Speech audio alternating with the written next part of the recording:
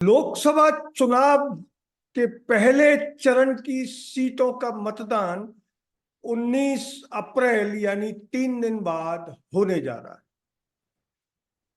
पूरे देश में 102 ऐसी सीटें हैं जिन पर पहले चरण में मतदान होगा। इनमें 12 सीट राजस्थान की हैं, जहां इस बार कड़ा मुकाबला देखने को मिल रहा है।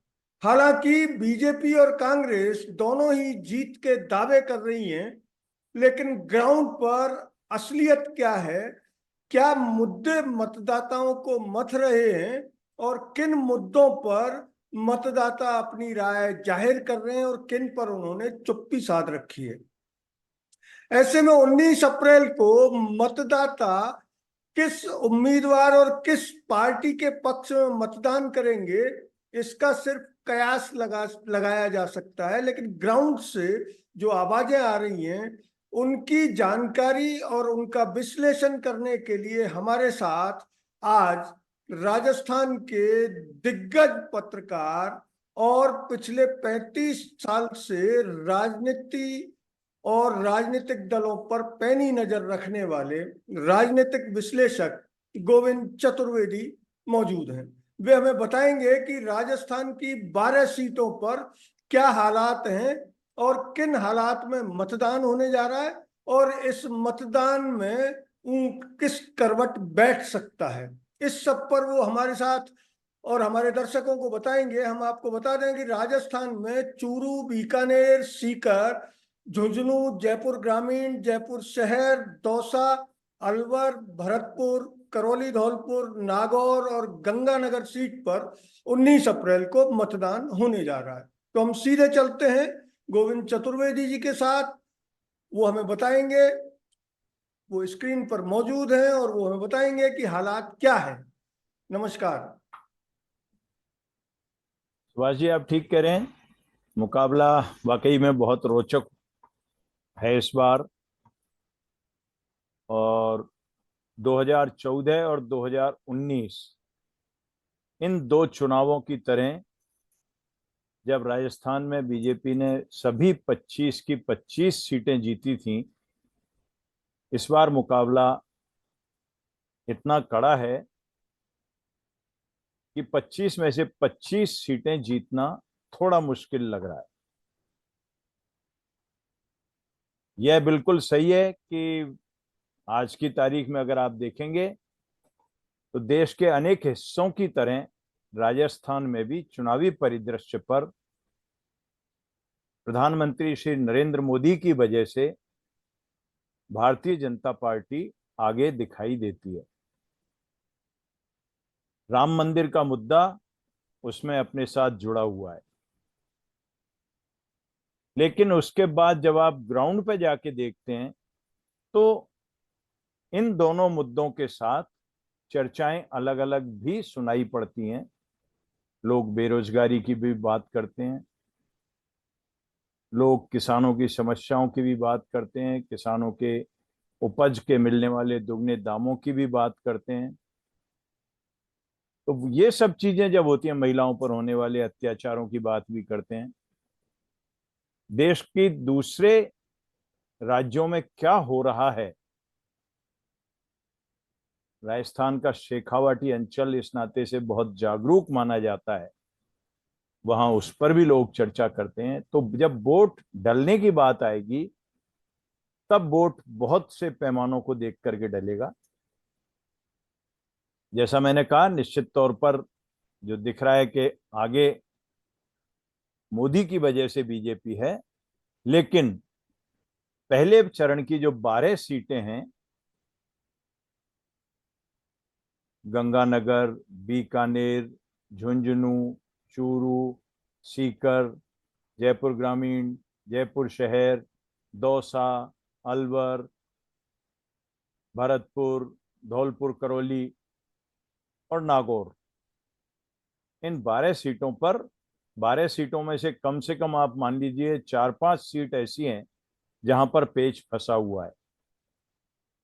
अगर हम सबसे पहले बात करें गंगानगर की, तो गंगानगर सीट पर भारतीय, और एक खास बात और मैं सबसे पहले यहाँ आपसे जिक्र कर दूं कि इन 12 सीटों में भारतीय जनता पार्टी ने सिर्फ एक जगह अपने सांसद को रिपीट किया है, सुमेधानंद। अलवर की सीट, जयपुर ग्रामीण की सीट, ऐसी सीटें हैं जहां पर विधायकों के सांसदों के विधायक बन जाने की वजह से दूसरे लोगों को टिकट दिया गया है। लेकिन 11 सीटों पर इनमें नए कैंडिडेट हैं जो पहली बार नहीं लड़ रहे हैं, लेकिन इस चुनाव में पिछले सांसदों के टिकट कटने के बाद वो आए हैं। बात अगर गंगानगर से हम शुरू करते हैं तो गंगानगर में कांग्रेस ने कुलदीप इंदौरा को खड़ा किया है। भारतीय जनता पार्टी ने अपनी सूरतगढ़ नगर पालिका की जो उनकी अध्यक्ष हैं प्रियंका बेलान, उनको खड़ा किया है। कुलदीप इंदौरा के पिता हीरालाल इंदौरा राजस्थान की राजनीति में बहुत स्थापित नाम है, और कुलदीप इंदौरा भी पिछले 20-25 वर्षों से मान लीजिए यूथ कांग्रेस से शुरू करके और यहां तक राजनीति कर रहे हैं, अभी कांग्रेस के राष्ट्रीय सचिव हैं। प्रियंका बेलान इस नाते से कोई नया और स्थापित नाम नहीं है। प्रियंका बेलान के साथ एक जो माइनस पॉइंट नजर आता है वो ये भी नजर आता है कि वो शादी उन्होंने अरोड़ाज में की है, तो वो अपर कास्ट के, और वो जो वहां लोकल लेवल पे ये सुनने में आता है कि ये बात वहां जो मेघवाल कम्युनिटी है, जो दूसरी कम्युनिटी है, उनमें यह है कि भाई ये हमारी कितनी है कितनी नहीं है। हालांकि आप और हम इस मंच पे बैठ के जाति और धर्म की बातों को सपोर्ट नहीं करते, लेकिन जो चर्चा ग्राउंड पर है वो ये है। तो इस नाते से गंगानगर में मुकाबला बहुत नजदीकी का है। वहां हवा हरियाणा और पंजाब की भी आती है। किसानों के 3 बिलों का मुद्दा हो, या किसान आंदोलन हो, या फिर महिला पहलवानों का मामला हो, ये सब इशू वहां आते हैं। आपका वहां कोई बहुत ऐसा असर ज्यादा है नहीं, न आपसे जुड़े लोगों का है, तो मुकाबला वहां अच्छा होगा। भले हम एक बार की भारतीय जनता पार्टी को उसके मुद्दों की वजह से आगे मान लें, लेकिन नतीजा 19 तारीख को डलने वाले वोटों और 4 जून को होने वाली काउंटिंग से पता चलेगा। गंगानगर के बाद अगर हम बीकानेर आते हैं तो बीकानेर में मुकाबला मौजूदा सांसद और केंद्रीय मंत्री सुमेधानंद के बाद, सुमेधानंद के साथ ये भी दूसरे सांसद हैं जो रिपीट हुए हैं, अर्जुन राम मेघवाल जो अभी केंद्रीय विधि मंत्री हैं, और उनके सामने कांग्रेस ने गोविंद राम मेघवाल को खड़ा किया है जो दिसंबर तक रही राजस्थान में जो अशोक गहलोत सरकार थी उसमें मंत्री थे। मुकाबला यहां भी अच्छा है। आगे भले हम अर्जुन राम मेघवाल को माने, लेकिन टक्कर अच्छी यहां भी होती नजर आ रही है। फिर इसके बाद हम आते हैं झुंझुनू में विजेंद्र ओला जो पिछली गहलोत सरकार में मंत्री रहे निरंतर, और पूर्व केंद्रीय मंत्री और कांग्रेस के शेखावाटी इलाके के दिग्गज शीशराम ओला के पुत्र हैं। वो अपने तरीके से राजनीति करते हैं, ज्यादा भागादौड़ी नहीं करते, लेकिन ओला परिवार की जो विरासत है, उनकी पत्नी खुद वहां जिला प्रमुख रही हैं झुंझुनू में, तो उसके नाते से उनका कद काफी बड़ा है। बीजेपी ने वहां पिछला विधानसभा चुनाव भी हारे हुए शुभकरण चौधरी को टिकट दिया है, जिनको उनके मुकाबले काफी हल्का माना जाता है। चुनावी नतीजे आएंगे, उनसे पता चलेगा। झुंझुनू की सीट पर पिछला चुनाव लड़ा था सांसद नरेंद्र खींचड़ ने, सांसद रहते हुए उनको विधानसभा में टिकट दिया था बीजेपी ने, और नरेंद्र खींचड़ वहां मंडावा सीट पर कांग्रेस की रीटा चौधरी से चुनाव हार गए थे। शायद इसीलिए भारतीय जनता पार्टी की लीडरशिप ने उनको इस बार फिर वहां से चुनाव मैदान में नहीं उतारा। चूरू सीट पर अगर हम आते हैं तो चूरू काफी रोचक सीट है, देश भर में चर्चा का विषय बनी हुई है। वहां बीजेपी के सांसद राहुल कसवां थे 2 बार के। बीजेपी ने उनका टिकट काटा और उनकी जगह वहां पर टिकट उन्होंने दिया है देवेंद्र झांझड़िया, जो अंतर्राष्ट्रीय खिलाड़ी हैं उनको। आमतौर पर टिकट कटना कोई अजूबा नहीं है, हर पार्टी टिकट काटती है। लेकिन राहुल कसवां का टिकट जिन परिस्थितियों में कटा और जिस तरह से राहुल कसवां ने उसको राहुल कसवा बनाम राजेंद्र राठौड़ या जाट बनाम राजपूत बना दिया, उससे न केवल चूरू रोचक हो गया बल्कि इस जातिगत लड़ाई को शेखावाटी की और सीटों में भी पहुंचने का रास्ता आसान कर दिया। राजेंद्र राठौड़ भी राजस्थान की राजनीति में स्थापित नाम है, छात्र राजनीति से लेकर के यहां तक। और अगर बीजेपी की राजनीति में आप देखें तो राजेंद्र राठौड़ की अपनी एक अलग जगह है। हालांकि उन्होंने अपना कैरियर जनता दल से शुरू किया, लेकिन फिर भैरव सिंह जी को जब जरूरत पड़ी तो जनता दल दिग्विजय और इस रास्ते से होते हुए वो बीजेपी में आए। और फिर ये उन नेताओं में जो बीजेपी में आने के बाद बीजेपी के हो गए, बीजेपी ने उनको कितना माना वो बहुत अलग बात है। राजेंद्र राठौड़ से अगर आप पूछेंगे, वो कहेंगे मुझे बीजेपी ने सब दिया, कोई कसर नहीं छोड़ी, दिया भी, मंत्री भी बनाया, उनको सब कुछ किया। लेकिन अगर वसुंधरा राजे के बाद की राजनीति को देखते हैं आप, तो राजेंद्र राठौड़, घनश्याम तिवाड़ी, डॉक्टर किरोड़ी लाल मीणा, ये 2-3 ऐसे लोग हैं जो आगे नजर आते थे कि अगर कभी जरूरत पड़ी तो बीजेपी इनको मौका देगी राज्य के मुख्यमंत्री के लिए। एक नाम इनमें ओम माथुर का भी आप जोड़ सकते हैं। लेकिन इन किसी के बजाय, इनमें से किसी को मौका देने के बजाय बीजेपी ने भजनलाल शर्मा को चुना, जो विधायक भी पहली बार के हैं। और राजस्थान की राजनीति में अगर देखें तो आप बहुत नहीं थे, बड़े नाम नहीं थे। खैर, हम लौटते हैं चूरू पे। तो चूरू में राहुल कसवा ने इस लड़ाई को इस नाते से रोचक बना दिया, जब टिकट कटने की बात आई तो उन्होंने सबसे पहला सवाल यह किया कि मेरा कसूर क्या है। और वो मेरा कसूर क्या है वो शेखावाटी में घर घर तक पहुंच गया, वो सवाल घर घर तक पहुंच गया। उसके बाद फिर राजेंद्र राठौड़ और उनके बीच जयचंद को लेके, काका भतीजे को लेके, फिर जो भी कुछ चल रहा है वो सबके सामने। लड़ाई बहुत रोचक है। इस लड़ाई में भारी राहुल कसवा निश्चित तौर पे नजर आते हैं। देवेंद्र झांझड़िया के पास माइनस पॉइंट भले कुछ ना हो, बीजेपी का प्लस पॉइंट है, बीजेपी का कैडर उनके पास है, उनके साथ है। राहुल कसवा की एक बड़ी ताकत यह भी है कि वो तीसरी पीढ़ी के राजनेता हैं, जिनको हम परिवारवादी कहते हैं अगर उस नाते से देखें। हालांकि मैं उस परिवारवाद को भी जिस तरह कहा जाता है उस तरह मानता नहीं हूं, क्योंकि परिवारवाद सेलेक्टिव नहीं हो सकता कि वो एक पार्टी के लिए परिवारवाद माना जाए और दूसरी पार्टी के लिए नहीं माना जाए। राहुल कसवा अगर कल तक बीजेपी के सांसद थे, 2 बार चुने हुए, तो वो भी उसी परिवारवादी राजनीति के हिस्सा थे, जिस परिवारवादी राजनीति में मास्टर दीपचंद, जो उनके बाबा हैं राहुल कसवा के, वो एमएलए रहे राजस्थान में। फिर दीपचंद जी के बेटे राम सिंह कसवा मेंबर पार्लियामेंट रहे, उनकी पत्नी कमला कसवा मेंबर पार्लियामेंट रही, और अब राहुल कसवा रह लिए। तो ये जो पुश्तैनी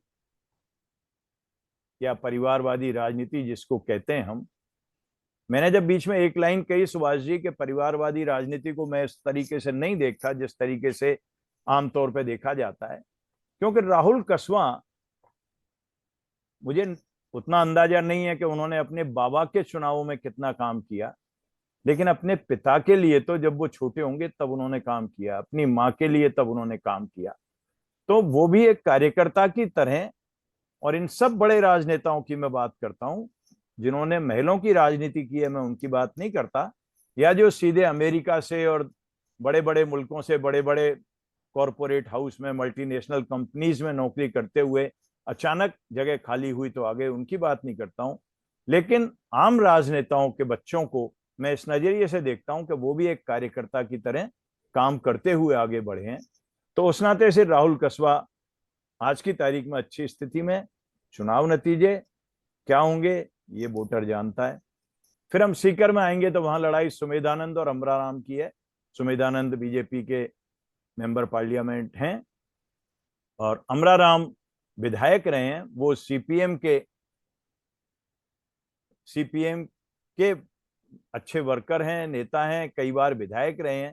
और अब जब ये सीट सीकर वाली इंडिया गठबंधन को गई है तो उसके और कांग्रेस के साझा उम्मीदवार हैं। इस सीट को कांग्रेस अपने लिए बहुत मजबूत मान रही थी, मजबूत है। यहां इसी जिले से कांग्रेस के अभी वर्तमान प्रदेशाध्यक्ष जो हैं गोविंद सिंह डोटासरा, वो विधायक हैं। पिछली गहलोत सरकार में वो मंत्री रहे। एक अच्छी फाइटर इमेज उन्होंने अपनी ली है। जब ये कहा जा रहा था कि ये सीट इंडिया गठबंधन के लिए छोड़ी जाएगी तो कांग्रेस के हलकों में भी और दूसरे हलकों में भी इस बात को लेकर नाराजगी थी।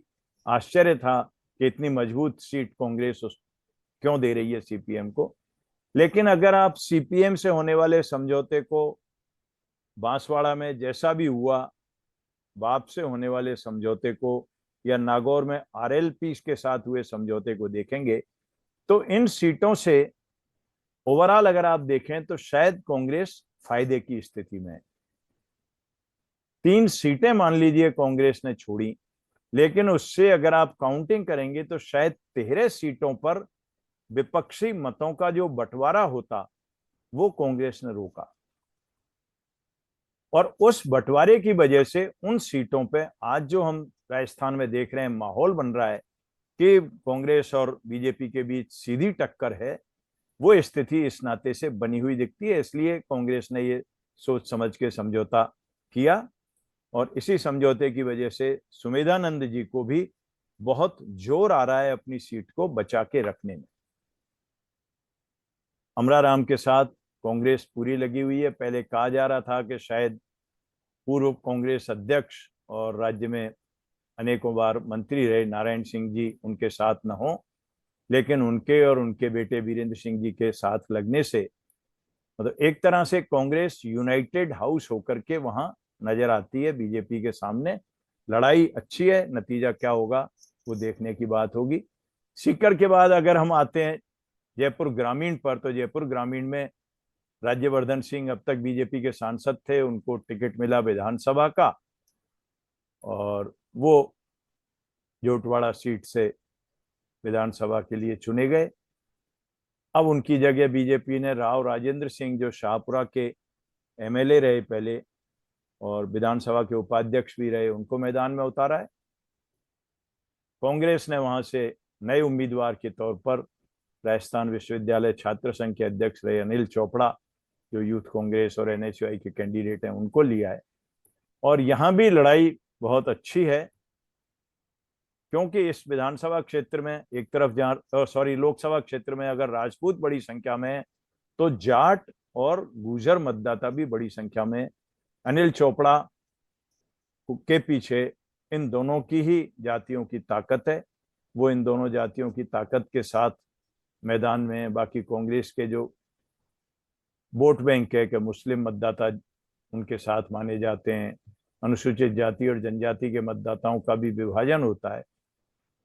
राव राजेंद्र सिंह की इंसानी तौर पर इमेज एक अच्छे इंसान की, पढ़े लिखे इंसान की है और वो डे टू डे की राजनीति में उस तरह से नहीं होते, लेकिन उनके साथ कौन कितने लोग लगेंगे, कैसे लगेंगे, ये इस पर बहुत निर्भर करेगा।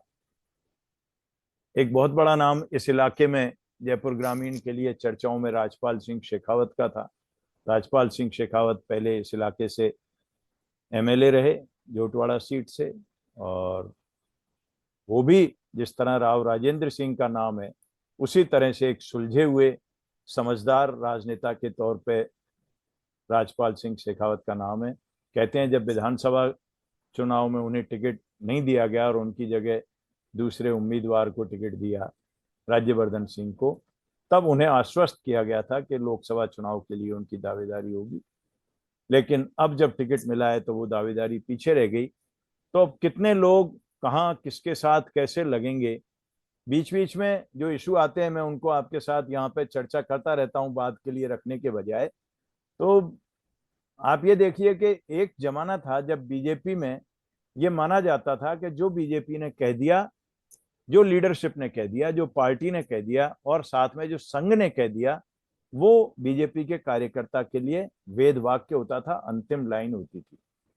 लेकिन इन वर्षों में बीजेपी नेतृत्व की वजह से मानिए, नेतृत्व की नीतियों की वजह से मानिए, भारतीय जनता पार्टी में नए लोगों को, दूसरी पार्टी से आने वाले नए लोगों को शामिल करने की वजह मानिए, अब वो चीज थोड़ी हल्की पड़ी है। लेकिन यहां लड़ाई रोचक है देखने में।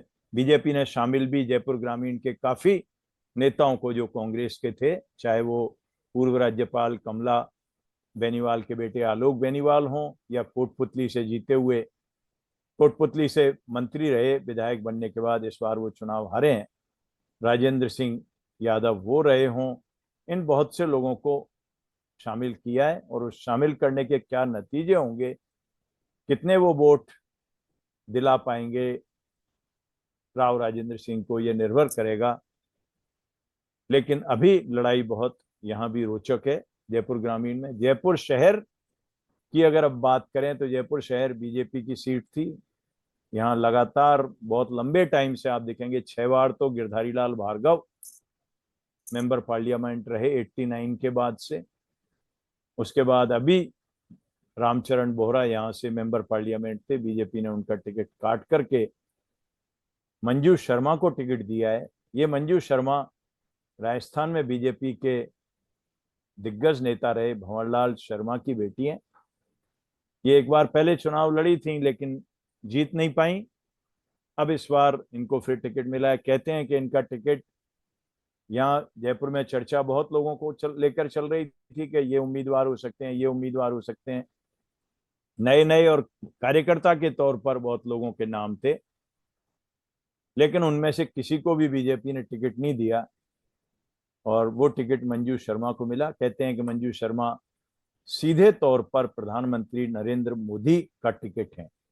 इनको टिकट प्रधानमंत्री की अनुमति से, उनके निर्देशों पर दिया गया है।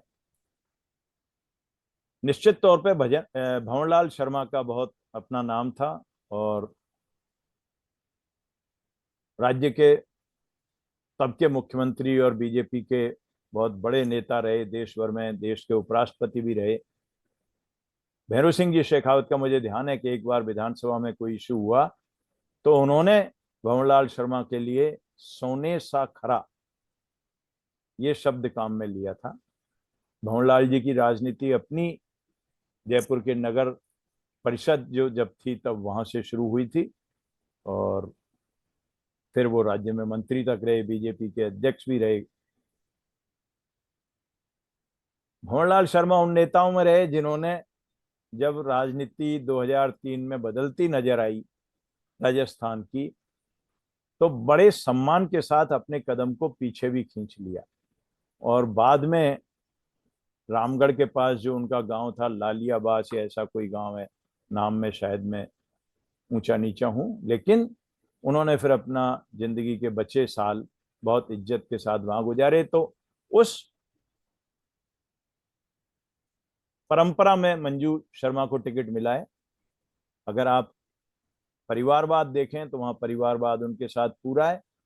कार्यकर्ता की उनकी अगर कोई इमेज जयपुर में ढूंढना चाहे तो कार्यकर्ता के तौर पर मंजू शर्मा का इतना ही रोल होगा जो मैंने आपसे जिक्र किया परिवारवादी राजनेता और उनके बच्चों के बारे में, कि उन्होंने भंवरलाल जी के साथ कदम से कदम मिला के काम किया होगा उस दौर में। जितना भी विवाह होने के बाद फिर वो कितनी सक्रिय रही, हमने कम से कम जो जयपुर में और राजस्थान में देख पत्रकारिता कर रहे हैं या सार्वजनिक जीवन को देख रहे हैं उसमें नहीं देख पाए। लेकिन फिर भी उनके साथ भारतीय जनता पार्टी का, राष्ट्रीय स्वयंसेवक संघ का अपना बड़ा जनाधार है। कांग्रेस ने यहाँ पर अपने एक मजबूत नेता जयपुर शहर के प्रताप सिंह खाचरियावास को टिकट दिया है। प्रताप सिंह खाचरियावास पूर्व मुख्यमंत्री भैरव सिंह शेखावत के भतीजे हैं, लेकिन लंबे टाइम से वो कांग्रेस में आए और कांग्रेस में आने के बाद कांग्रेस के ही होकर काम कर रहे हैं। जयपुर की समस्याओं को लेकर के उनका जो जुड़ाव है उसको आप 2 दिन पहले उनकी एक मीटिंग में पूर्व मुख्यमंत्री अशोक गहलोत ने जो कहा उससे अंदाज लगा सकते हैं। उन्होंने कहा कि सरकार किसी की हो, कांग्रेस की हो या और दूसरी हो, प्रताप सिंह हर जगह जयपुर के लिए खड़ा नजर आता है। ये बात उन्होंने उस संदर्भ में कही थी कि गहलोत सरकार के समय में जो राज्य में नए जिले बने, उन नए जिलों में जयपुर को भी 2 हिस्सों में बांटा गया था और प्रताप सिंह खाचरियावास उस समय मंत्री थे, सिविल लाइंस के विधायक थे, लेकिन वो सबसे पहले खड़े हुए ये कहने के लिए कि जयपुर को 2 हिस्सों में नहीं बांटा जाना चाहिए। और बाद में फिर वो फैसला मुलतवी रखा गया, वो फैसला लागू नहीं हुआ। तो इस नाते से देखें तो छात्र संघ, राजस्थान विश्वविद्यालय छात्र संघ के अध्यक्ष से लेकर के और आज तक की प्रताप सिंह खाचरियावास की राजनीति एक लड़ाकू की है। अब उनके साथ उनके सामने मंजू देवी शर्मा है, तो मंजू शर्मा के अपने वोट बैंक में प्रताप सिंह खाचरियावास कितना दखल रखते हैं, क्योंकि पारिवारिक पृष्ठभूमि है, पर फिर भी जयपुर में मार्जिन अगर अपन देख के चलें तो बीजेपी का गढ़ है और लड़ाई यहां भी अच्छी होगी। दौसा में अगर अपन सुभाष जी जाके देखेंगे तो दौसा में इस बार कांग्रेस ने मुरारी लाल मीणा को अपना उम्मीदवार बनाया है। मुरारी लाल मीणा को दौसा की राजनीति में और राज्य की राजनीति में पूर्व उप मुख्यमंत्री और कांग्रेस के प्रदेशाध्यक्ष रहे सचिन पायलट का नजदीकी माना जाता है। भारतीय जनता पार्टी ने वहां से टिकट दिया है कन्हैयालाल मीणा को। कन्हैयालाल मीणा दौसा लोकसभा क्षेत्र में आने वाले बस्सी विधानसभा क्षेत्र के विधायक रहे हैं।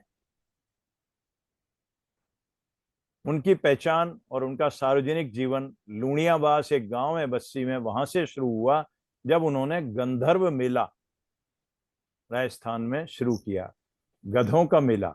और ये वो दौर था जब आपको भी ध्यान होगा कि कन्हैयालाल मीणा ने जब पहला मेला शुरू किया तो वो गधों के उस मेले के उद्घाटन के लिए उस समय के सब स्थापित राजनेताओं के यहाँ चले गए एक सरपंच के तौर पर, और कोई तैयार नहीं हुआ उस मेले का उद्घाटन करने के लिए। तब मुझे ध्यान है हमारे वरिष्ठ पत्रकार साथी श्री प्रकाश शर्मा उनके साथ गए।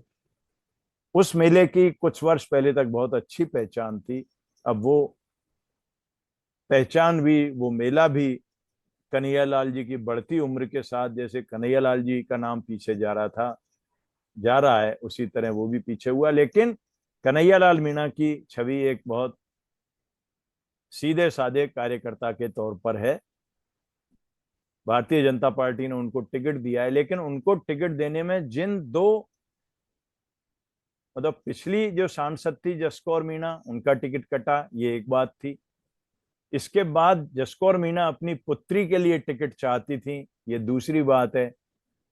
और दौसा में भारतीय जनता पार्टी के सांसद रहे दौसा से, और राज्य में आदिवासी या मीणा राजनीति के पुरोधा कह सकते हैं, उनको लोग बाबा बाबा कह के ज्यादा बुलाते हैं, किरोड़ी लाल मीणा। तो किरोड़ी लाल मीणा वहां से अपने भाई को टिकट दिलाना चाहते थे, जगमोहन मीणा को। अब इन दोनों के इस झगड़े में शायद ऐसा कयास लोग लगाते हैं कि पार्टी ने ये सोचा हो कि इनको दें या इनको दें, इसके बजाय उन्होंने टिकट दे दिया तीसरे कन्हैयालाल मीणा को। अभी बीच में जब प्रधानमंत्री जी आए तो दौसा की सभा में मंच पर वहां उन्होंने किरोड़ी लाल जी को चिकोटी थोड़ी सी काटी, कहा यह गया कि उन्होंने इनको दारोमदार दे दिया है कि दौसा सीट को जिता के वो भेजें। लेकिन इन चर्चाओं के आने से दौसा की राजनीति में, खासतौर पे बीजेपी की राजनीति में, एक विभाजन सा दिखाई देता है। खुद किरोड़ी लाल मीणा भी अभी बस्सी की एक मीटिंग में वो गए थे, बांसको एक गांव था वहां पर, और वहां जिस तरह की उनकी सभा में लोग नहीं थे, बिल्कुल भी भीड़ नहीं थी, तो कहते हैं कि जो अखबारों में शाया हुई खबर उसका कोई खंडन भी किरोड़ी लाल जी की तरफ से नहीं आया, उसके वीडियो भी खूब चल रहे हैं। तो उन्होंने वहां की लोकल यूनिट को काफी लानत मलानत करने के बाद यहां तक कह दिया कि मैं प्रधानमंत्री नरेंद्र मोदी को फोन करके बताता हूं कि यहाँ की बस्सी की हमारी पार्टी यूनिट पगला गई है। तो इस तरह की स्थिति, कहते हैं कि अब मीणा राजनीति में भी उनके समानांतर कई लोग जो खड़े हो रहे हैं, उससे उनको रेस्पॉन्स कम हो रहा है। लेकिन अगर हम कांग्रेस कैंडिडेट के ऊपर आते हैं तो मुरारी लाल मीणा दौसा की राजनीति में एक अच्छा नाम है, वो सबके साथ खड़े रहने वाला नाम है। कांग्रेस के जो दौसा में दूसरे बराबर के उनके उम्मीद वो साथी हैं प्रसादी लाल मीणा, वो दौसा की पॉलिटिक्स में मीणा राजनीति में भले अलग थलग हो, लेकिन इस चुनाव में वो भी उनके साथ लगे हुए हैं। मुरारी लाल मीणा की जो अपनी इमेज प्लस सचिन पायलट की वजह से गुजर वोटों का सहारा, मजबूत सहारा, और फिर माइनॉरिटी माली वोटर पूर्व मुख्यमंत्री अशोक गहलोत की वजह से जो और अन्य जातियों के वोट भी हैं, तो इन सबको मान करके ये मान के चला जा रहा है कि दौसा की सीट बहुत मजबूत है कांग्रेस के लिए। नतीजा क्या होगा फिर वही बात है कि वो 4 जून को हमको पता चलेगा। दौसा के बाद अगर अलवर जाते हैं तो अलवर में ललित यादव और के केंद्रीय मंत्री भूपेंद्र यादव के बीच अच्छी जंग है। वहां बीएसपी के तरफ से तीसरे उम्मीदवार एक फजलू खड़े हुए हैं। आमतौर पर राजस्थान की राजनीति में भी जैसा देश की राजनीति में जिक्र चल रहा है, बीएसपी के उम्मीदवारों को लोग बीजेपी की बी टीम के तौर पर देखते हैं। ये मान के चलते हैं कि वो खड़े जितने भी होते हैं वो कांग्रेस के या गैर भाजपाई वोटों के विभाजन के लिए खड़े होते हैं। यहां भी वही स्थिति है कि मेव नेता रहे तैयब हुसैन के बेटे फजलू जितने भी वोट लेंगे वो सारे वोट कांग्रेस उम्मीदवार ललित यादव का नुकसान होगा। लेकिन इतना जरूर है कि ललित यादव अभी जब विधायक बने थे तो बहुत अच्छे मार्जिन से वो विधायक जीते। कहते हैं अलवर के नौजवानों में ललित यादव की अच्छी हैसियत है। कांग्रेस के वहां जो दिग्गज हैं जितेंद्र सिंह, वो भी उनके साथ लगे हुए हैं, कांग्रेस लगी हुई है। तो लड़ाई को यहाँ फायदा भूपेंद्र यादव को देते हुए भी लड़ाई को बहुत रोचक मानना चाहिए, कड़ी मानना चाहिए। और उसमें एक फैक्टर बाबा बालकनाथ जो यहाँ के पुराने सांसद थे, जो बाद में जिनको विधायक का टिकट मिला वो विधायक बने तिजारा से। बहुत लोग उम्मीद कर रहे थे, सबसे पहली चर्चा तो जो राजस्थान में विधानसभा चुनाव के पहले मुख्यमंत्रियों की चलती थी कि अगर बीजेपी सत्ता में आई तो मुख्यमंत्री कौन होगा, तो ऐसे 12-15 नाम उस समय आ गए थे, उनमें से एक बाबा बालकनाथ का था। चुनाव होने के बाद मुख्यमंत्री बनने की सूरत तो नहीं बनी, फिर उप मुख्यमंत्री के लिए भी उनका बराबर का नाम चला, लेकिन सच ये है कि वो कैबिनेट मंत्री भी नहीं बन पाए। और उसकी वजह से वहां उनके समर्थकों में भी नाराजगी कहें, बेरुखी कहें, वो चीजें नजर आती हैं। हालांकि बालकनाथ लगे हुए हैं साथ में। इसके बाद जब आप आगे चलेंगे भरतपुर, तो भरतपुर की सीट पर संजना जाटव कांग्रेस की उम्मीदवार हैं और रामस्वरूप कोली बीजेपी के उम्मीदवार हैं। रामस्वरूप कोली पहले भी सांसद रहे हैं। संजना जाटव अभी कठूमर से चुनाव लड़ी थी। वो सबसे कम उम्र की, शायद 25-26 साल की हैं, उतना ही। और कठूमर से वो बहुत नैरो मार्जिन जिसको कहते हैं 495 या 500 वोटों का, उससे हारी थी। कठूमर उसी विधानसभा क्षेत्र का हिस्सा है, भरतपुर का ही, लेकिन वो नई कैंडिडेट हैं, इसको हमको मानना चाहिए। और भरतपुर की राजनीति को भी अगर अपन देखते हैं तो वहां अनुसूचित जाति के लिए ये आरक्षित सीट है, और आरक्षित सीट पर कोली और जाटव ये दो हैं अनुसूचित जाति की दो बड़ी जातियां। और इन दोनों जातियों में जाटवों को आक्रामक माना जाता है वहां की राजनीति में, और वो भरतपुर, धौलपुर, इन जगहों पर, इन क्षेत्रों में जाटों से टक्कर लेने वाली जाति के तौर पर देखते हैं उनको। कोली को आमतौर पर आम मतदाता या अन्य जातियों का मतदाता भी बहुत एक इस नाते से देखता है कि वो नरम लोग हैं, नरम जाति के लोग हैं। तो उस नाते से देखें तो रामस्वरूप कोरोली की पुरानी हैसियत और उस सब में मुकाबला कितना कड़ा हो पाएगा वो देखना पड़ेगा। लेकिन अभी रामस्वरूप कोली को फर्स्ट हैंड वहां मजबूत स्थिति में, या आगे मजबूत स्थिति न कहें तो भी आगे माना जा रहा है। इसके बाद धौलपुर करौली में बीजेपी ने अपने मौजूदा सांसद मनोज राजौरिया का टिकट काटा है। मनोज राजौरिया भी दबी जवान कई जगह ये पूछते देखे गए कि भाई मेरे टिकट कटने का कारण क्या है, मेरा कसूर क्या है, जो राहुल कसवा ने कहा, जो अश्विनी चौबे ने कहा। अश्विनी चौबे ने भी अभी यही कहा कि मेरा कसूर क्या है, तो वो कसूर मनोज राजौरिया भी पूछ रहे थे। वहां और भी कई दावेदार थे, लेकिन उन दावेदारों के बीच में इंदू देवी जाटव को टिकट दिया गया, वो करौली पंचायत समिति की प्रधान। और इधर कांग्रेस ने टिकट दिया भजन लाल को, जो गहलोत सरकार में अच्छी हैसियत वाले मंत्री रहे, भरतपुर जिले के रहने वाले हैं। तो यहां भी मुकाबला दोनों के बीच है। अगर स्थापित नाम का और जातिगत समीकरण को देखें तो भजनलाल भी अच्छी स्थिति में आगे नजर आते हैं। करौली धौलपुर की सीट पर अगर वर्चस्व को देखें तो बीजेपी का वहां वर्चस्व रहा है, कई बार वहां बीजेपी के सांसद जीते हैं। खिलाड़ी लाल बैरवा एक जो कांग्रेस का स्थापित चेहरा था उस इलाके में, उसको भी बीजेपी ने अपने साथ जोड़ने की कोशिश की है, शामिल किया बीजेपी में। अब ये समीकरण कितने बैठेंगे नहीं बैठेंगे ये आने वाला समय बताएगा।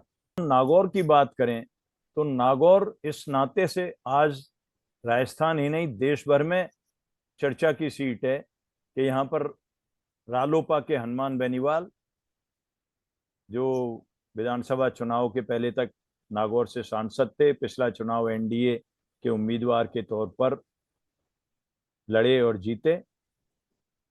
बाद में किसान आंदोलन के मुद्दे पर वो बीजेपी से अलग हुए। हनुमान बेनीवाल बहुत वोकल लीडर हैं, तो वो अपनी बात खुल करके कहते हैं किसी भी मुद्दे पर, और उस खुलकर कहने की वजह से शायद उनकी पटरी बैठी नहीं बीजेपी से और वो अलग हो गए बीजेपी से। इस बार अब वो कांग्रेस के साथ समझौता करके अपनी पार्टी का और यहां से उम्मीदवार बने। उनका मुकाबला ज्योति मिर्धा से है। ज्योति मिर्धा उन नाथूराम मिर्धा के परिवार से हैं जो अपने समय में राजस्थान ही नहीं देश की जाट राजनीति के पुरोधा रहे। चौधरी चरण सिंह के बाद उनके साथ नाथूराम जी के खाते एक और भी बड़ी चीज जुड़ी हुई है, और वो बड़ी चीज ये है कि 1977 के चुनाव में जब उत्तर भारत में कांग्रेस को केवल एक सीट मिली तो वो नागौर से नाथूराम मिर्धा जीते थे। उनके खाते लास्ट बात ये भी है कि आखिरी चुनाव उन्होंने एम्स में भर्ती रहते एक कागज की अपील के ऊपर जीता। जनाधार उनका बहुत अच्छा था नागौर में, और मिर्धा परिवार का एक समय तो तूती बोलती थी नागौर जिले में। उसके बाद तो धीरे धीरे कई हो गए नेता, नाथूराम जी मिर्धा और उनके साथ रामनिवास जी मिर्धा। रामनिवास जी मिर्धा आजीवन कांग्रेस के साथ रहे, देश के गृह राज्य मंत्री भी रहे, राज्यसभा के उपसभापति भी रहे।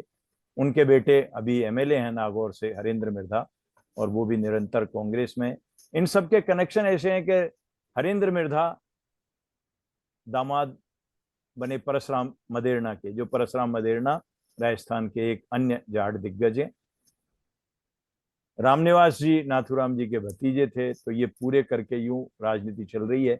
इस नाते से ज्योति मिर्धा भी एक बड़ा नाम है। ज्योति मिर्धा पहले भी एक बार सांसद रही हैं, अभी विधानसभा का चुनाव वो नागौर से हारी भी हैं, ये उनका माइनस पॉइंट है। निश्चित तौर पे जो चूरू से राहुल कसवा ने मेरा कसूर क्या है और जाट राजपूत की बात शुरू वहां से हुई, वो राजनीति नागौर में भी अपना असर दिखा रही है। नागौर में अल्पसंख्यक मतदाता भी बड़ी संख्या में। तो इस नाते से और अपनी खुद की लड़ाकू इमेज के नाते हनुमान बेनीवाल लड़ाई में थोड़े आगे नजर आते हैं, लेकिन अंततः तस्वीर कहां बैठेगी वो अभी कहना बहुत मुश्किल है। अगर सुभाष जी, राजनीति में क्या होता है ये कहना किसी के लिए भी बड़ा मुश्किल है। चुनाव परिणामों के बारे में तो खास तौर से नहीं कह सकते। जैसे हंसी मजाक में कहते हैं ना कि भारतीय क्रिकेट के बारे में कुछ नहीं कहा जा सकता, कोई भी खिलाड़ी चाहे तो शतक बना दे, चाहे तो 5-7 विकेट ले ले, और नहीं तो 30-32-42 रनों पे पूरी टीम बिखर जाए। उस तरह की प्रिडिक्शंस का सिद्धांत यहाँ भी लागू होता है। लेकिन अगर मोटे मोटे अपन देखें तो चुनावी मुकाबला इन 12 सीटों का बड़ा रोचक है। चुनावी मुद्दे एक तरफ, जो हमने शुरू में बात की, प्रधानमंत्री नरेंद्र मोदी का चेहरा, और उनके साथ बीजेपी जो राम मंदिर की सहानुभूति लिए हुए अपने साथ। उधर दूसरी तरफ प्रधानमंत्री ने जो भी काम किए, जो भी क्रेडिट लेने की बात हो रही है, वो मुद्दे अपनी जगह हैं। दूसरी तरफ कांग्रेस है, कांग्रेस के पास अपने महंगाई, बेरोजगारी, किसानों के आंदोलन, ये मुद्दे हैं बड़े। अभी दिसंबर तक जो राजस्थान में कांग्रेस की गहलोत सरकार थी, गहलोत सरकार के किए काम भी जनता के बीच हैं। खासतौर पर उनमें चिरंजीवी योजना, इंदिरा रसोई, ये सब ऐसी योजनाएं थी जिनके बूते, मतलब कांग्रेस को 70 सीटें मिली थी पिछले चुनाव में। वोटों का फर्क भी हार जीत का बहुत बहुत कम था। तो उस नाते से देखें तो नई गवर्नमेंट, भजनलाल सरकार जो बनी है, उसके खाते अभी इन 3 महीनों में कोई बड़ी चीज नहीं आई। बल्कि अगर दूसरी तरफ देखें तो एक माइनस पॉइंट करणपुर के उपचुनाव का भी उसके खाते में आया, बीजेपी के और सरकार के, कि वो वहां नहीं जीत पाई और कुन्नर के बेटे चुनाव जीते कांग्रेस उम्मीदवार के तौर पर। तो इस सब पृष्ठभूमि में अगर देखें, राजस्थान की जातीय समीकरणों को देखें, राजस्थान में होने वाली राजनीति को देखें, तो इन चुनावों में प्रधानमंत्री के तौर पर अमित शाह, गृह मंत्री के तौर पर कांग्रेस अध्यक्ष के नाते मल्लिकार्जुन खड़गे, और उनके साथ प्रियंका गांधी और सोनिया गांधी, इनके जो इन 12 चुनाव क्षेत्रों में अलग अलग दौरे हुए हैं, उन सबसे जो माहौल बना है, उसमें अगर हम कंक्लूड करना चाहें तो मुझे लगता है कि 5 सीटें ऐसी हैं जिन पे हम बीजेपी को मजबूत स्थिति में मान सकते हैं। जयपुर शहर, भरतपुर, बीकानेर, गंगानगर, अलवर। मैं मेरी बात कह रहा हूं जो सब लोगों से सुनने के बाद नजर आती है। चूरू, झुंझुनू, दौसा, ये 3 सीटें कांग्रेस अच्छी स्थिति में, बहुत अच्छी स्थिति में बताई जाती है। और सीकर, नागौर, जयपुर ग्रामीण और करौली धौलपुर, ये 4 सीटें ऐसी हैं जिन पर ऊंट किसी भी करवट बैठ सकता है। वो 4 सीटें, 4 सीटों में से कुछ सीटें बीजेपी को भी जा सकती हैं, कांग्रेस को भी जा सकती हैं। अब जब जनता वोट देने जाएगी तो एक तरफ प्रधानमंत्री नरेंद्र मोदी हैं, भारतीय जनता पार्टी है, उनके इशूज हैं। दूसरी तरफ कांग्रेस के नेता हैं, उनके इशूज हैं। बहुत बार कहा जाता है कि किसकी प्रतिष्ठा दांव पर है इन चुनावों में, तो प्रतिष्ठा दांव पर प्रधानमंत्री नरेंद्र मोदी की, गृह मंत्री अमित शाह की, मुख्यमंत्री होने के नाते भजनलाल जी की। वसुंधरा राजे इस मामले में बरी हो गई, क्योंकि वो इन 12 सीटों में से कहीं भी मोटे तौर पर चुनाव प्रचार के लिए आते दिखी नहीं, उन्होंने कोई चुनाव प्रचार किया नहीं। एक तरफ वो बरी हुई हैं, दूसरी तरफ उनका जो कद है, उनकी जो लोकप्रियता है जिसको इनकार नहीं किया जा सकता, उसकी गैर हाजिरी भी इन 12 क्षेत्रों के भाजपा कार्यकर्ताओं और समर्थकों के बीच है। उधर कांग्रेस में कांग्रेस अध्यक्ष या गांधी परिवार के साथ साथ पूर्व मुख्यमंत्री अशोक गहलोत हैं, पूर्व उप मुख्यमंत्री सचिन पायलट हैं, कांग्रेस अध्यक्ष गोविंद सिंह डोटासरा हैं। इन सब लोगों की भी आवाज, सबकी आवाज में कितना दम है ये हमको पता चलेगा। भाजपा के अध्यक्ष सीपी जोशी का नाम मैं इसलिए नहीं ले रहा कि सीपी जोशी मुख्य तौर पर अपने निर्वाचन क्षेत्र चित्तौड़गढ़ में जूझ रहे हैं और वहां उनकी जो अपने प्रतिद्वंदी से लड़ाई है उदयलाल आंजना से, वो काफी रोचक है, तो वो बहुत ज्यादा इधर नजर नहीं आए इसलिए। और फिर दूसरे चुनाव परिदृश्य में ऐसे वो उनकी उपस्थिति उतनी नहीं है। तो कुल मिला के ये मुझे सीन बनता नजर आ रहा है। अंततः क्या होगा क्या नहीं होगा ये मतदाता तय करेगा इन 12 सीटों पे 19 तारीख को, जिसका पता हमको 4 को चलेगा। लेकिन आज की स्थिति में ये सही है कि भारतीय जनता पार्टी प्रधानमंत्री की वजह से अपने आप को मजबूत स्थिति में देखती है हर जगह, और अगर वो कार्ड चलता है तो स्थितियां अलग होंगी। लेकिन अगर जनता के मुद्दे आगे आते हैं तो फिर लड़ाई रोचक होगी। और ये 12 सीटें राजस्थान की 25 सीटों पर अपना असर दिखाएंगी। तो अगर 25 सीटें कम होंगी तो उनमें इन 12 सीटों में से होने वाली सीटों का भी योगदान होगा। ये मैं अपना आकलन आपके सामने और अपने दर्शकों के सामने रखना चाहता हूं, इस आग्रह के साथ कि इसको 4 तारीख को उसी नजरिए से देखें कि मतदाता सबसे बड़ा है, वो भगवान है, वो जो तय करेगा लोकतंत्र में वही होगा। एक राजनीतिक विश्लेषक के तौर पर आपने जो बताया है उसमें अभी ग्राउंड से जो आवाजें आ रही हैं, जैसा सोशल मीडिया का जमाना है, वीडियोज आ रहे हैं, डॉक्टर किरोड़ी लाल मीणा का वीडियो आया है, जाटलैंड जो भरतपुर से और बाड़मेर तक फैला हुआ है, वहां से जो आवाजें उठ रही हैं उनमें 2 चीजें साफ साफ दिख रही हैं कि जाटलैंड में इस बार चुनाव सामंती मानसिकता और किसानों के बीच, जो राहुल कस्वा ने जो सवाल उठाया कि मेरा कसूर क्या है, वो शायद जाट अस्मिता से जुड़ गया है। और वहां ये माना जा रहा है कि राजपूत लीडर, दिग्गज राजपूत लीडर राजेंद्र राठौड़ की वजह से उनका टिकट कटा है। तो इस पूरे परिदृश्य में जाटों की नाराजगी प्लस अनुसूचित जाति और ओबीसी की अन्य जातियों में एक फुसफुसाहट कि संविधान बदलने के लिए 400 सीटें चाहिए, उसका भी कोई असर आपको दिखता है? नहीं, निश्चित तौर पे इन चीजों के असर होंगे, इन चीजों के असर होंगे। और जो हम बात कर रहे थे शुरू से कि मोटे तौर पर जाट भाजपा के साथ नजर नहीं आता, आरक्षण वाला इशू दूसरी जातियों में असर रखता है। जैसे मान लीजिए अभी जाट धौलपुर भरतपुर के जाट हैं, उनको आरक्षण नहीं मिला, वो आरक्षण के लिए भारत सरकार तक जाया है। अल्टीमेटली मुख्यमंत्री जी को ये कहना पड़ा कि भाई मैं बैठा हूं ना भरतपुर का, मेरे रहते आपको क्या दिक्कत है। लेकिन फिर भी कहते हैं कि वहां जाट पंचायतों ने कसम खा करके गंगा जल हाथ में ले ले करके और ये कसम खाई कि हम किसी को वोट देंगे कि नहीं देंगे। तो इन चीजों के असर होते हैं। संविधान वाला आप ठीक कह रहे हैं कि अनुसूचित जनजाति और उनके लोगों में बाबा साहब की जो हैसियत है और उसकी वजह से उस संविधान को चेंज करने की जब बात आती है, खासतौर पे कई भाजपा के सांसदों ने, जैसे राजस्थान की ज्योति मिर्धा का भाजपा नेता का नाम लें अपन, तो उन्होंने अपने चुनाव अभियान के दौरान कहा कि संविधान को बदलने के लिए 400 से ज्यादा सीट चाहिए, आप इसलिए मुझे जिताइए। तो इन चीजों के सबके असर पड़ते हैं, सबके असर हैं।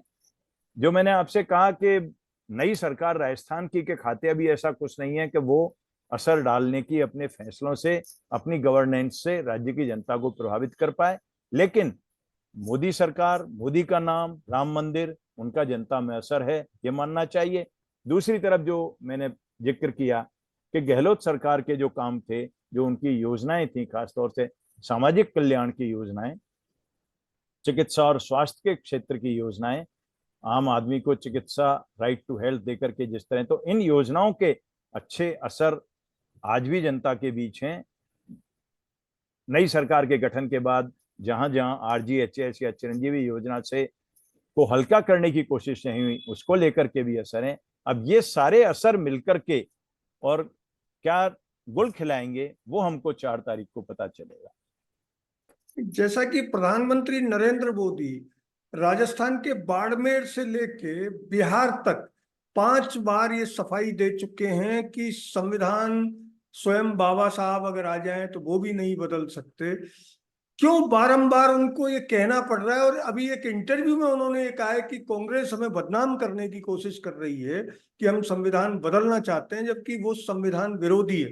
तो ये जो प्रधानमंत्री बार बार सफाई दे रहे हैं, उसका 102 पहले चरण की जो सीटें हैं, इनमें बहुत सारी सीटें SC की हैं, ST की हैं, उन पर जो असर दिख रहा है, ऐसा माना जा रहा है कि राजस्थान की ये 12 सीट पूरे देश को परिलक्षित करेंगी और अगले चरण के चुनावों में शायद संविधान वाला ये इशू बीजेपी को काफी संकट में डालने वाला साबित हो सकता है। क्या मानते हैं आप? नहीं, निश्चित तौर पे जब आप ये मान के चलिए, मैं प्रधानमंत्री नरेंद्र मोदी को एक बहुत बड़े ऐसे प्रबंधक के तौर पे देखता हूं जो कल की नहीं परसों की चीजों को आज देखता है। बहुत चीजें ऐसी हैं जिनमें उनकी आलोचना की जा सकती है, की जाती है, करते हैं हम सब लोग, लेकिन चुनाव को लेकर के जो उनका नजरिया है वो आज की वोटिंग के बाद कल चुनाव की तैयारी में लग जाते हैं, उस चुनाव की में जो 3 महीने और 6 महीने बाद हो रहा है। तो ऐसा राजनेता जो 24 घंटे 365 दिन चुनाव को अपने जहन में रखता हो, वो अगर संविधान को बाबा साहब भी आ जाएं तो नहीं बदल सकते, या आरक्षण में मेरे रहते या बीजेपी के रहते कोई तब्दीली नहीं होगी, ये वो न केवल खुद कह रहे हैं बार बार, बल्कि केंद्र के अनेक मंत्री भी देश भर में जा जाके प्रेस कॉन्फ्रेंस कर रहे हैं। तो हमको ये मानना चाहिए कि भारतीय जनता पार्टी इन मुद्दों को लेकर जो कांग्रेस ने, राहुल गांधी ने या कांग्रेस के दिगर नेताओं ने जनता के बीच उठाए हैं, बढ़ाए हैं, चाहे भाजपा ये कहे कि वो उसका चुनावी इस्तेमाल कर रहे हैं, लेकिन राजनीति और चुनाव खेल, प्यार, मोहब्बत कहते हैं, इन सब में सब चीज जायज होती हैं। तो न कसर बीजेपी और मोदी जी को ही छोड़ रहे, न दूसरों को छोड़ने की कोई उम्मीद हमको करनी चाहिए दूसरों से। तो वाकई में ये सब मुद्दे ऐसे हैं जो इन 102 सीटों के साथ आगे आने वाले चुनावों पे भी असर डालेंगे। इन 102 सीटों की अगर अपन बात करें तो इनमें बड़ा चंक 39 सीट्स का तमिलनाडु में, वहां की पूरी सीटें एक साथ निकल जाएंगी। इसके बाद अलग अलग राज्यों में अलग अलग सीटें, सबसे ज्यादा शायद 39 के बाद 12 सीटें राजस्थान की ही है फर्स्ट फेज में, फिर उत्तर प्रदेश से हैं 8 सीटें, मध्य प्रदेश से 6 सीटें, इस तरह अलग अलग राज्यों की हैं, छोटे छोटे उत्तर पूर्व के राज्यों की भी हैं। और पिछले चुनाव में इनमें से मतलब बीजेपी को कम ही सीटें थी, जहां तक मुझे अगर याद आ रहा है तो बीजेपी को इनमें 40 सीटें थी, डीएमके के पास 24 थी, कांग्रेस के पास 15 थी। तो ये समीकरण इस बार अब कम से कम अगर मोदी जी के भाषणों की टोन को हम देखें तो 400 पार, 370 पार कैसी भी हो, लेकिन वो हवा वैसी दिख नहीं रही, वो वजन उनके और भारतीय जनता पार्टी के दूसरे नेताओं के चेहरों पर दिख रहा है। लेकिन फिर वही बात आती है कि अगर कोई अंडर करंट और दूसरे मुद्दों का है तो वो फिर देखना पड़ेगा। जैसा कि डॉक्टर किरोड़ी लाल मीणा का जो वीडियो वायरल हुआ है, उसमें मैं उस इलाके में काफी बरस तक रहा हूँ। वहां मीणा कम्युनिटी से एक आवाज जो आ रही है कि डॉक्टर किरोड़ी लाल मीणा ये समझाने की कोशिश कर रहे हैं कि आरक्षण को कोई नहीं खा रहा है, लेकिन वो निजी बातचीत में ये कह रहे हैं कि कोई उनकी बात सुनने को तैयार नहीं है। यानी लोगों के मन में ये भय जो पैवस्त होता जा रहा है, उस भय को प्रधानमंत्री के 5 सफाई के लिहाज से अगर हम देखें तो ये माना जा सकता है कि आने वाले चरण में जो बाकी के 6 चरण हैं उनमें संविधान बदलने का मुद्दा कहीं राम मंदिर 370 और इन सबसे ऊपर आ जाए, और 400 पार का जो नारा है वो उसका क्या हाल होगा, इस बारे में थोड़ा सा हमारे दर्शकों को अगर आप नहीं, बताएं निश्चित तो। तौर पे सुभाष जी, किरोड़ी लाल जी की जो मैंने भी जब बात की दौसा को लेकर के, उस समय उनका जिक्र किया तो वो बहुत दबाव में है और उनका नेतृत्व वो नहीं रहा जो आज के कुछ साल पहले तक था। तो निश्चित तौर पे जब दिल्ली में बैठे हुए प्रधानमंत्री जी और गृह मंत्री जी और दूसरे बड़े नेता कोई बात करते हैं तो वो राज्यों के ऐसे नेताओं से मिलने वाले फीडबैक के आधार पर ही बात करते हैं। और जो हम बार बार बात कर रहे हैं कि पार्टी में अंदरूनी खींचतान लगभग वैसी ही हो गई जो किसी जमाने में हम कांग्रेस के लिए मानते थे। तो वो कमजोरियां अपनी जगह, ताकत भलाई ये बड़े बड़े नेताओं की दूसरे पार्टियों से आके दिखती हो, लेकिन जो अपना खुद का परिवारी है वो उसकी कमजोरी, उसकी नाराजगी, उसकी बेरुखी, वो चीज हो गई। ये मुद्दे निश्चित तौर पे जो आप कह रहे हैं ये सब बनेंगे। संविधान वाला मुद्दा भी बहुत बड़ा बनता दिख रहा है फर्स्ट फेज में जिस तरह से आया है, आरक्षण वाला मुद्दा भी है। फिर धीरे धीरे जब आप जनता से बात करते हैं तो महंगाई भी है, बेरोजगारी भी है, कम वेतन मिलना भी है, बहुत इश्यूज हैं। महिलाओं पर होने वाले अत्याचार भी हैं, भारतीय जनता पार्टी के नेताओं पर लगने वाले अलग अलग आरोप भी हैं। तो इस सब में सब एक जैसे जब हो रहे हैं तब अब अपने को एक बार इस फर्स्ट फेज के इलेक्शन को परसों देखना चाहिए। इसके बाद इन सारे मुद्दों पे फिर फर्स्ट फेज में बनने वाले माहौल से फिर आगे की स्थिति को हम देख करके मौका हुआ तो दोबारा बात करेंगे। ये थे गोविंद चतुर्वेदी, जो राजस्थान के खास ऐसे राजनीतिक विश्लेषक हैं जो पिछले 30-35 साल से लगातार चुनाव न सिर्फ कवर कर रहे हैं बल्कि उनकी जमीनी आवाज के आधार पर भविष्यवाणियां भी करते रहे हैं और उनके आकलन अधिकतर खरे उतरे हैं। हम आपको बता दें कि गोविंद चतुर्वेदी जी राजस्थान पत्रिका के संपादक रह चुके हैं और बड़े प्रखर पत्रकार हैं।